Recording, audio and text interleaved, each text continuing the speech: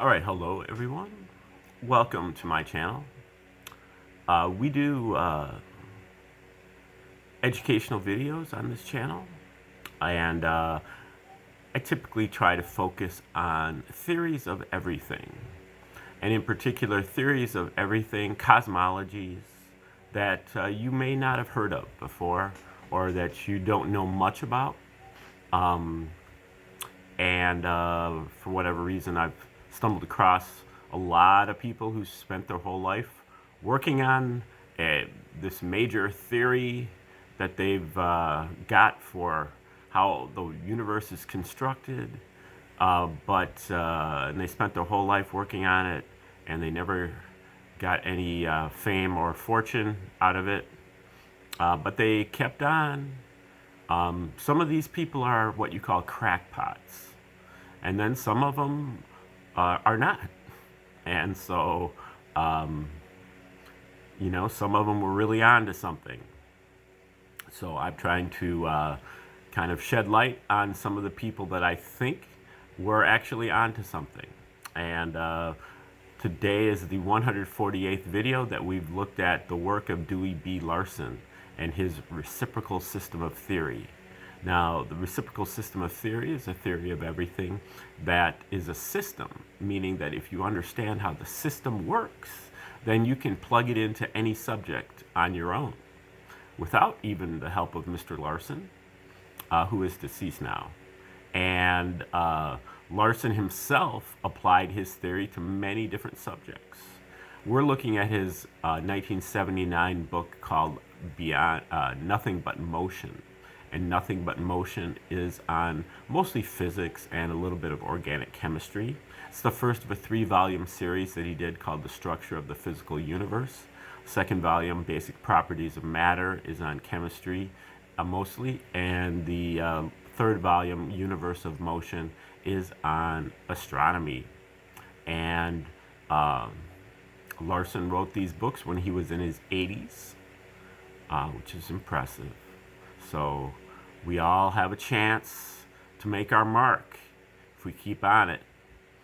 And the theory, since Larson died in 1990, has been extended by other researchers, especially Doctors KVK Nehru and Bruce Perret.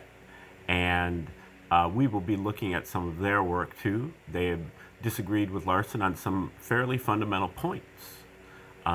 But we're going to let Larson speak for himself first, because he had the ideas first, and he did admit that he might make some mistakes. He said that the system itself is correct, but whether I have applied it correctly in all situations is another matter. And if I haven't, then those mistakes will eventually become apparent, and other people will make corrections. So the unorthodoxy of Nehru and Perret were actually favored by Larson in retrospect. Now, the basic idea behind the reciprocal system is that we live in a universe of motion. The universe is not made out of matter nor energy. It is made out of motion. Motion is the relationship between space and time.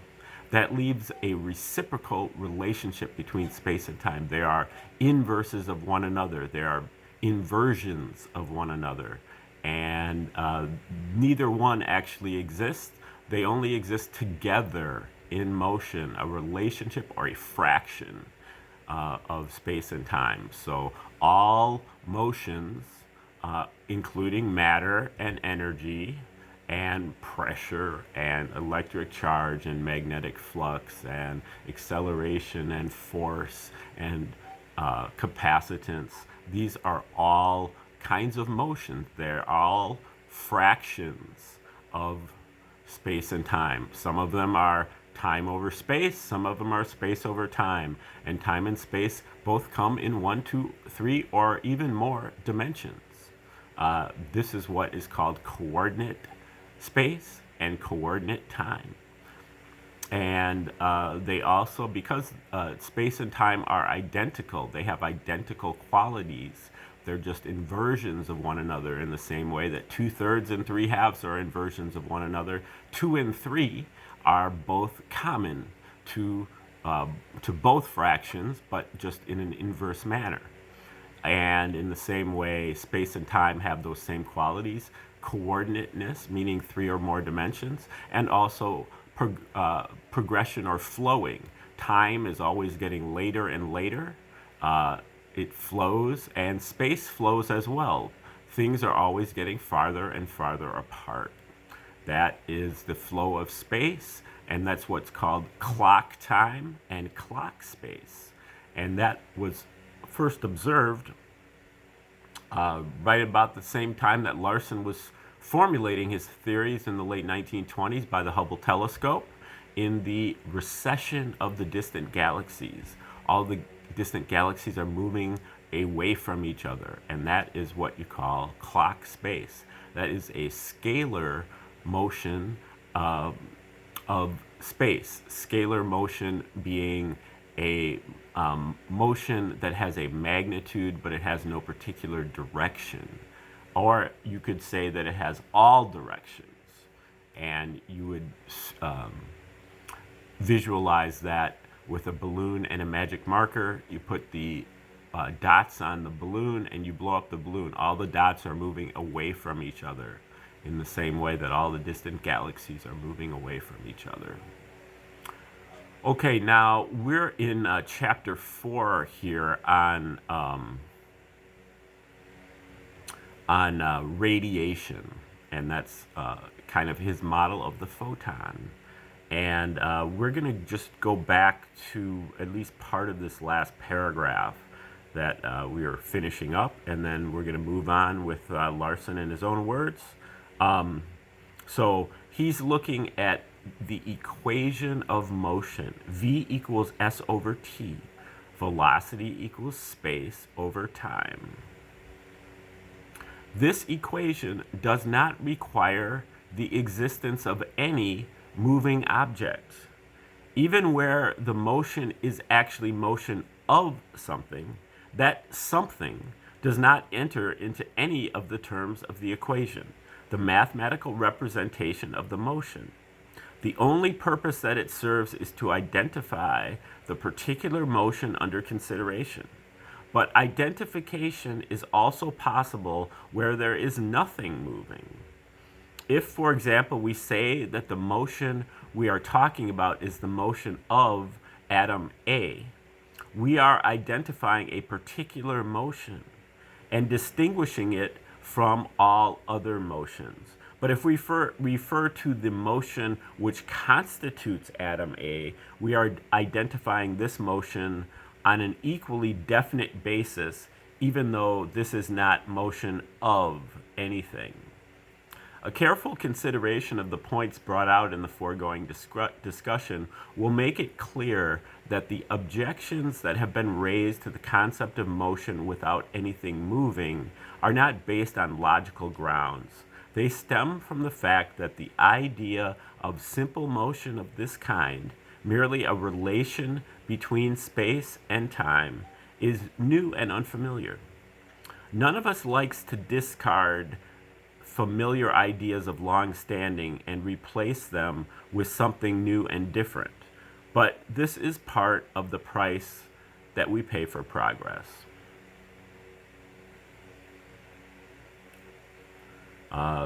Those are famous last words there. Price that we pay for progress.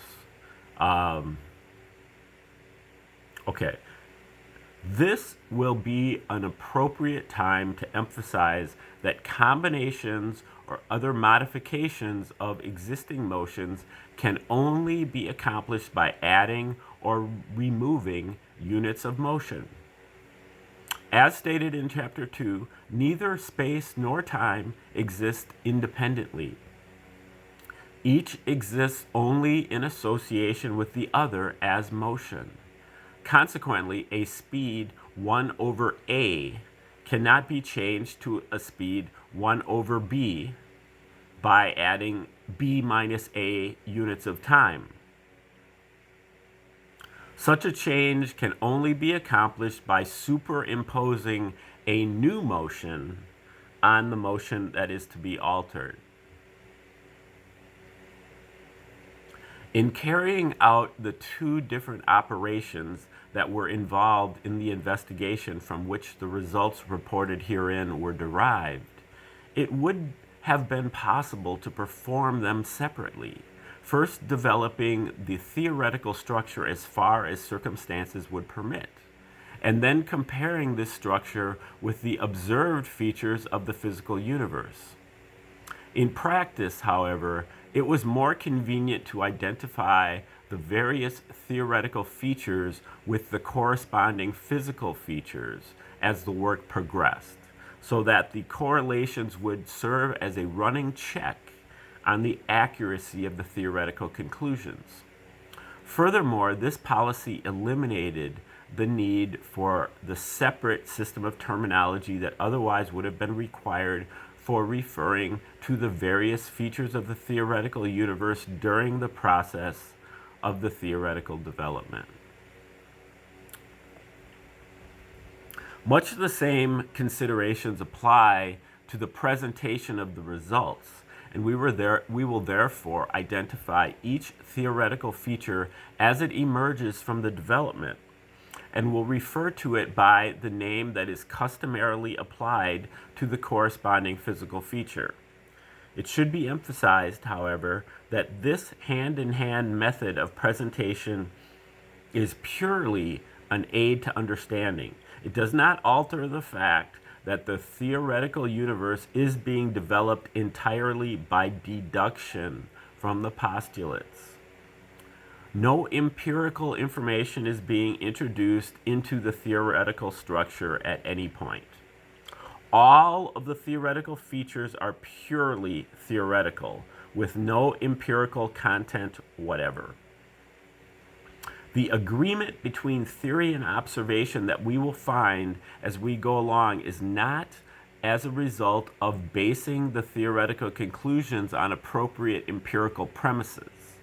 It comes about because the theoretical system is a true and accurate representation of the actual physical situation. Identification of the theoretical unit of simple harmonic motion that we have been considering presents no problem. It is obvious that each of these units is a photon. The process of emission and movement of the photons is radiation. The space-time ratio of the vibration is the frequency of the radiation, and the unit speed of the outward progression is the speed of the radiation, more familiarly known as the speed of light. When considered merely as vibrating units, there is no distinction between one photon and another, except in the speed of the vibration, or frequency. The unit level where speed 1 over n changes to n over 1 cannot be identified in any directly observable way. We will find, however, that there is a significant difference between the manner in which the photons of vibrational speed 1 over n enter into combinations of motions and the corresponding behavior of photons of vibrational speed greater than unity. This difference will be examined in detail in the chapters that follow. One of the things that we can expect a correct theory of the structure of the universe to do is to clear up the discrepancies and paradoxes of previously existing scientific thought. Here, in the explanation of the nature of radiation that emerges from the development of theory, we find this expectation dramatically fulfilled. In conventional thinking, the concepts of wave and particle are mutually exclusive. and the empirical discovery that radiation acts in some respects as a wave phenomenon and in other respects as an assembly of particles has confronted physical science with a very disturbing paradox. Almost at the outset of our development of the consequences of the postulates that define a universe of motion, we find that in such a universe there is a very simple explanation. The photon acts as a particle in emission and absorption because it has the distinctive feature of a particle. It is a discrete unit. In transmission, it behaves as a wave because the combination of its own inherent vibratory motion with the translatory motion of the progression of the natural reference system causes it to follow a wave-like path. In this case, the problem that seemed impossible to solve while radiation was looked upon as a single entity loses all of its difficult features as soon as it is recognized as a combination of two different things. Now, what I didn't mention earlier was that Larson's second fundamental postulate, he has two fundamental postulates. The first is that the universe is a universe of motion and so on. Part of that first postulate is that time and space are in discrete units only, meaning that there is no continuity of time and space. They come in chunks, very small chunks, but chunks nonetheless. And so that is the particle side of this wave-particle duality. He says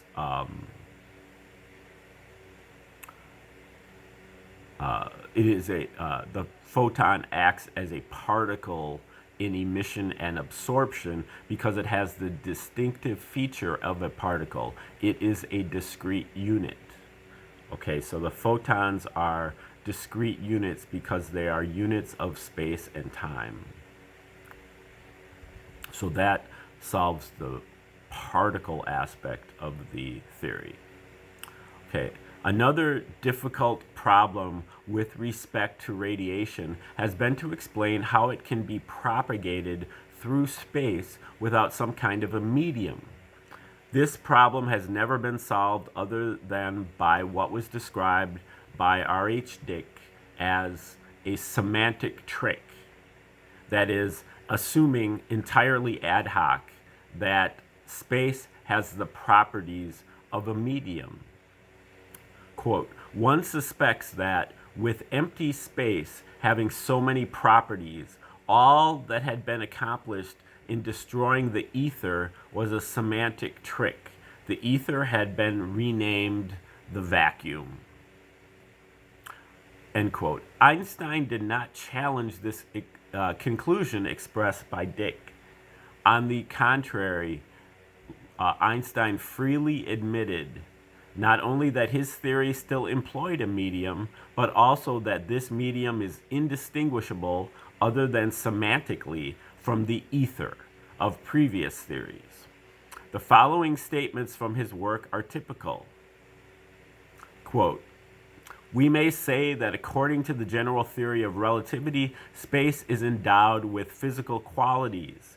In this sense, therefore, there exists an ether.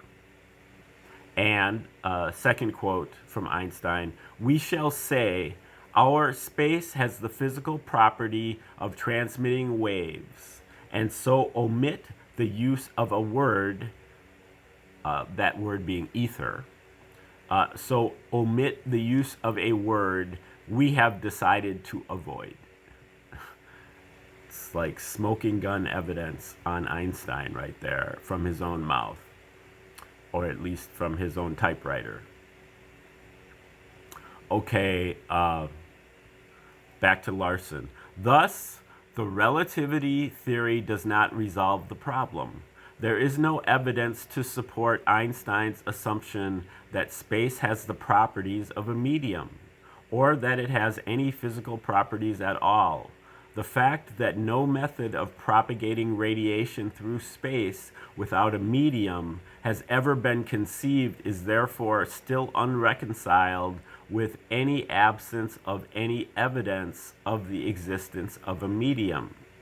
In the theoretical universe of the reciprocal system, the problem does not arise, since the photon remains in the same absolute location in which it originates, as any object without independent motion must do.